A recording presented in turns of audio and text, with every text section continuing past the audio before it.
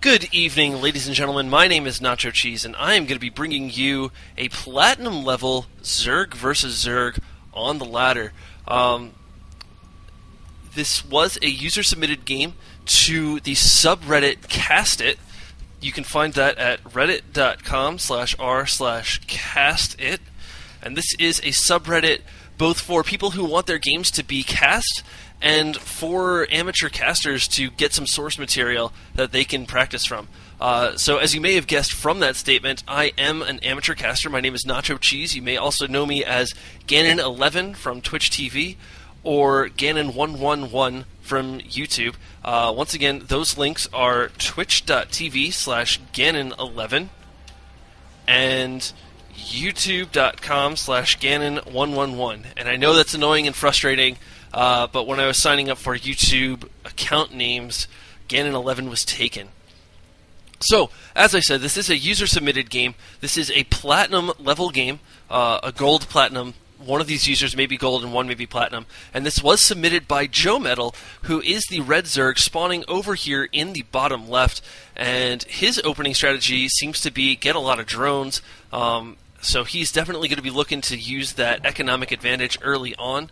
Over here in the bottom right on Shakur's Plateau is his opponent, couchNinja, who went for an extractor first. So he is looking most likely to get very, very early Zergling speed to be able to use in this game. Although what would really help is if he actually put guys in gas. There he goes. And now his spawning pool is going to go down. So JoeMetal's is going to be a lot faster. He is now getting his own extractor up to be able to research his own Zergling speed. And we're going to have to see if JoeMetal decides to use his earlier pool to push out and pressure his opponent and try and do some really early damage, or whether he's going to be a little more conservative and maybe just get some defensive Zerglings and then a lot of drones and maybe try and expand off of this. So this is going to be a Zerg versus Zerg. This is the first ZVZ I have ever cast. A lot of people really, really hate this matchup because there's a lot of back and forth. It looks like one player is going to be winning and the other player barely fends off an attack, and then all of a sudden the counterattack comes and the other player looks like he's going to be winning and the first player is just barely hanging on by a thread, and then it gets back and forth and back and forth and back and forth, and people hate that. I actually love that. I think that's fascinating and really entertaining to watch, and I hope it's going to be entertaining to cast. So I really hope you guys enjoy this as well. couchNinja is going to be sending his first pair of Zerglings and his second pair of Zerglings down to his natural expansion, and then starting to move out with this one Zergling, probably going to be taking the towers and just getting some good scouting information. Meanwhile, back in our hero JoeMetal's base, he is getting up a Roach Warren, and really did not use that early spawning pool for anything. I don't think he has any Zerglings. No, he does not. He has one Queen and 2 drones over his opponent this early on that can actually make a huge difference. I believe Day9 said something like each drone net skew 40 minerals per minute, which means that JoeMetal is going to be getting 80 more minerals per minute, and he is going into what looks like a 7-roach rush, taking out that scouting Zergling. However, the Zergling will have spotted all of these roaches on the way, and JoeMetal is going to be wisely expanding behind this. If ever there was a safe time to expand, it would be right now. Meanwhile, couchNinja has gotten his own Roach Warren up and is getting 5 roaches to be able to help defend. Along with this amount of Zerglings, I think he's going to be okay if he can get a really good surround, or if JoeMetal engages unwisely here. But instead it's going to be couchNinja rushing out to meet his opponent, takes 1 Zergling loss, and a lot of those are injured, but now he's going to be pushing out, and here is the engagement. Gets a nice surround on 1 or 2 of those roaches, and they do go down. And now it's an even number of roaches to an even number of roaches, but JoeMetal is on the retreat because those Zerglings are there, and now JoeMetal is at an extreme disadvantage, and he is going to have to pull back as soon as possible, losing a lot of forces to that attack, which did not go well. Meanwhile, couchNinja seems to be in a pretty good position. He understands that he's going to be going for his own hatchery, and that's also based on the fact that he has now scouted this other hatchery with this Overlord over here. So both players going to be going for a little bit of a macro game, which is super fun in ZVZ because it doesn't normally happen. Normally, I see a lot of games end at the Zergling, Speedling, Baneling, Roach levels of the game. So, couchNinja is going for his lair. JoeMetal already has his own lair, and JoeMetal is not going to be using this to research Roach upgrades. Instead, he's going to be going for an infestation pit. I love infestors, except when I am playing on the ladder, because I play a Protoss race, and infestors, if you hadn't heard, are really, really, really good. So I'm a little sour about not having infestors for myself. But I guess that's okay. I have those OP sentries and Colossus, right? Why did the Colossus fall over? Because it was imbalanced. Ha! So this Overlord is barely going to escape the wrath of the Queen throwing her darts. Both hatcheries are up for both players. JoeMetal has his saturated much faster than his opponent couchNinja, who is just now getting a wave of drones.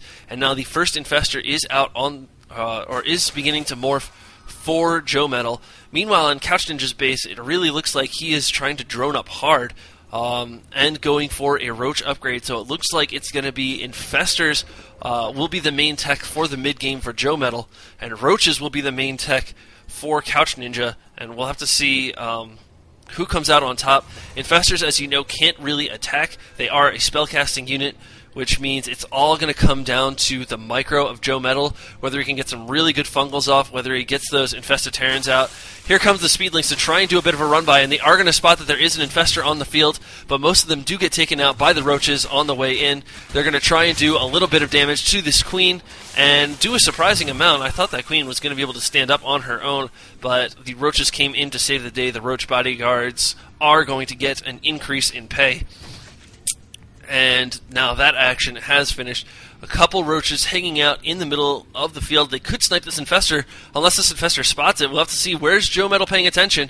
Where's he paying attention? He's not paying attention here. He's not paying attention to that Infestor, which just got annihilated. And now it's going to be 7 Roaches against 7 Roaches. And I think couchNinja is going to have the bigger advantage, as one of JoeMetal's Roaches was injured on the way in. And as we can see, JoeMetal's are a little more injured than his opponents. However, he does have one more Infestor back at home. couchNinja going to stop droning for now and get 10 more Roaches on the way from his main base. JoeMetal continuing to squeeze out just a couple more drones to really solidify that economic advantage. And if we look at the workers, JoeMetal's actually way ahead in drones, 44 to 27. So even though couchNinja's army is much stronger, JoeMetal will be able to reinforce much easier and much faster. He could probably even afford to go and expand once more, and it looks like this drone is going to be making the journey out there, although it will be spotted by this Overlord if couchNinja was paying enough attention. But again, this is a gold and platinum level play, so you can't assume that these players' attentions are everywhere at once, as you could tell by him losing that Infestor. A couple more Roaches going to be popping up, going to be seeing if they can check out what's going on up there, and wisely pulling back. Not sure if they saw something up there, or if he just decided to wait for reinforcements. This Overseer is going to be moving out now, and is going to be able to see this Roach army. The Roach is going to try and move out to take out that Overseer, but forgot that they can't look up. And here comes the attack. A great fungal growth, getting almost all of the Roaches, and hurting them quite a lot. A bit of a bad rally by JoeMetal, though, going to be injuring 1 or 2 of those. And here come the Infestors more. He needs to watch that. Loses that Infestor, could have had another great fungal growth and surrounded all of those Roaches and come out to a huge advantage, but he is successfully pushing his opponent back now across this shrubbery, and couchNinja is wisely going to be spreading out his Roaches so that they can't all get fungal growth, but once you A-move, they start to clump up again, and that is big. Another huge fungal growth going off, and so a lot of these Roaches you see are in the red and the orange and the yellow, whereas a lot of JoeMetals are completely in the green. And now the battle going back and forth across this line of shrubbery. This line of reeds does block vision on one side, so JoeMetal needs to move completely to at least one unit completely to the other side to attack across it. Likewise, couchNinja must do the same. And so holding these 2 lines of shrubbery can be huge. Infestors moving in, getting another great fungal growth off on those roaches, injuring a lot, killing one, and now couchNinja is in full retreat as JoeMetal continues to build more infestors and more roaches to reinforce. His money is getting quite high. He could definitely use a macro hatchery at this point. However, couchNinja has burrow and infestors of his own. I'm not sure if he has the roach burrow movement upgrade, but that could be huge if he gets the micro going. He does not, as you can tell by the fact that he does not have those little spinities on the back there. Great fungal growth splitting this army up, but here come the infestors doing some fungal growths of their own on JoeMetal's army, and here's the big engagement, and I think couchNinja is going to be able to clean this up with a larger force and just better infestor micro. I talked about how earlier infestors are just so much more of a micro-intensive unit, and couchNinja could give chase as he does have the roach speed upgrade, which means his roaches are significantly faster than JoeMetal's. Here comes the reinforcements, however, just a couple slowlings in there for good measure, and another great fungal growth hitting so many of those roaches. Another one going down, going to be killing off that roach. Oh no, it survives with 2 hit points. But JoeMetal is in full retreat at this point, slowly rallying more and more units in to try and defend this. He does have 3 bases, so he is at a bit of a larva advantage, getting another macro hatchery, almost as though he's listening to me cast this game as we play it, although it is, of course, a replay, and he is able to fend off 1 attack, although there's another group of roaches over here getting a free kill against that infestor. Those infestors are expensive units, and you want them to survive as long as possible, charge up that energy, so losing one to a bad rally like that can be huge. But the action has settled once more. JoeMetal is ahead with a very, very large food advantage. However, about 20 of that is in drones.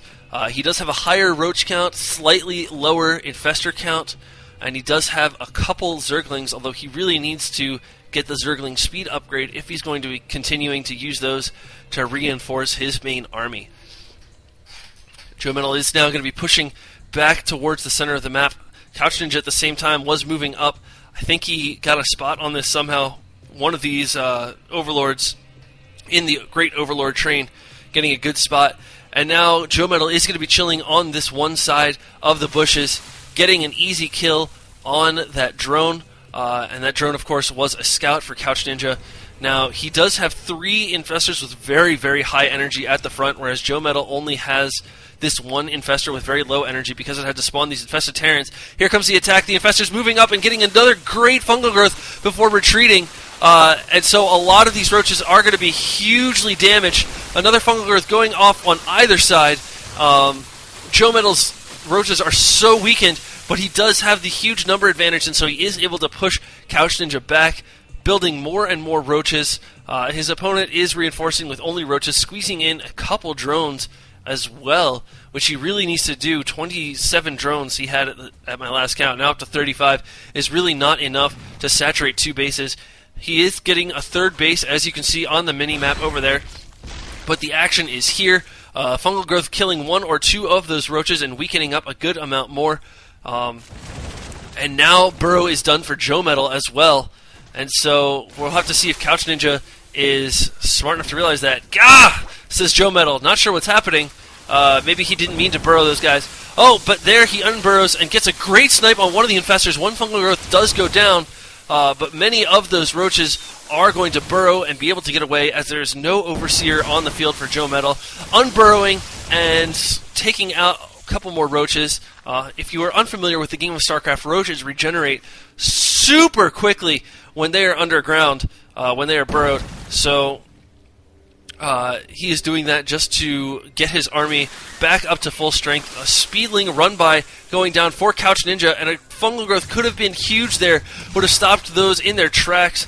But now there's the whole position, taking out a good amount of drones, shortening that lead that JoeMetal has. Although JoeMetal is on a 4th base, he does not have too many drones to saturate that with. Let's take a look at the count. He's down to 47 drones, while his opponent couchNinja has been able to eke out just a couple more drones and close that gap down to just a 5 drone lead.